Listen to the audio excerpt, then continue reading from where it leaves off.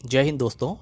आज के इस वीडियो में हम जानेंगे कि पब्लिक प्रोविडेंट फंड में निवेश करने पर कितना फ़ायदा होता है। और चूँकि ये स्कीम पूरी तरीके से भारत सरकार के द्वारा चलाई जाती है, इसलिए इसमें किसी प्रकार का फ्रॉड होने की संभावना बिल्कुल ना के बराबर है। साथ ही आपका पैसा जो है वो पीपीएफ में पूरी तरह सुरक्षित रहता है। इसके अलावा यदि आप इसमें निवेश करते हैं तो आयकर विभाग की धारा 80C के तहत जो है आपको 1.5 लाख तक निवेश में जो है आयकर छूट मिलती है।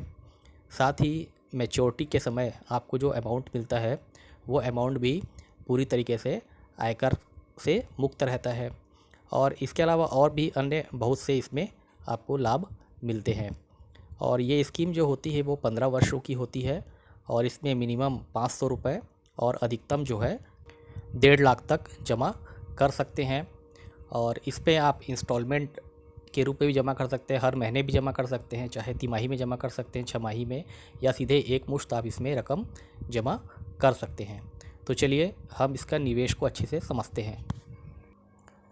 यदि मान लीजिए आप प्रत्येक वर्ष 1000 रुपये पीपीएफ में जमा करते हैं तो 15 सालों के बाद आपको कितनी रकम मिलेगी। तो चलिए हम इसको कैलकुलेट कर लेते हैं।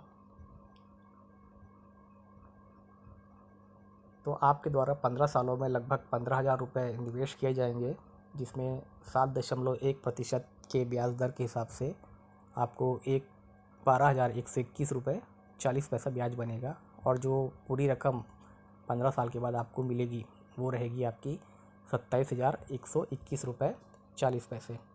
इसी तरीके से यदि हम अमाउंट को 1,000 से बढ़ा करके 10,000 कर देते हैं तो उस स्थिति में हम देखते हैं कि हमको कितनी रकम 15 सालों के बाद प्राप्त होती है।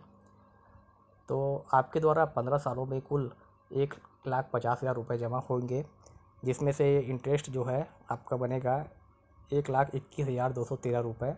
और जो कुल रकम आपको मैच्योरिटी के बाद मिलेगी वो रहेगी आपकी 2,71,213 रुपये 97 पैसे। अब मान लीजिए आप इस अमाउंट को 10,000 से बढ़ा करके 1 लाख कर देते हैं, यानी कि प्रतिवर्ष 15 सालों तक आप 1 लाख रुपए पीपीएफ में जमा करते हैं। तो चलिए हम कैलकुलेट कर लेते हैं इसको। तो आपके द्वारा कुल 15 सालों में 15 लाख रुपए पीपीएफ अकाउंट में जमा किए जाएंगे और 7.1% इंटरेस्ट रेट के हिसाब से कुल आपको जो ब्याज मिलेगा वो रहेगा 12,12,139 रुपये 50 पैसे।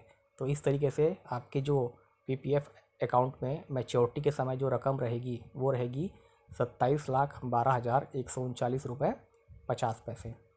अब हम जो पीपीएफ अकाउंट की जो मैक्सिमम लिमिट है उस पर देख लेते हैं। जैसे मान लीजिए आपने हर वर्ष पीपीएफ अकाउंट में 1.5 लाख रुपए जमा किया है 15 सालों तक, तो हम कैलकुलेट कर लेते हैं कि 15 सालों के बाद हर साल 1.5 लाख रुपए जमा करने पर हमको कितना अमाउंट मिलेगा। तो आपके द्वारा 15 सालों तक यदि 1.5 लाख रुपए जमा किया जाता है तो आपके द्वारा लगभग 22,50,000 रुपये जमा किया जाता है। उस पर आपको इंटरेस्ट 7.1% के हिसाब से 18,18,209 रुपये इंटरेस्ट मिलता है।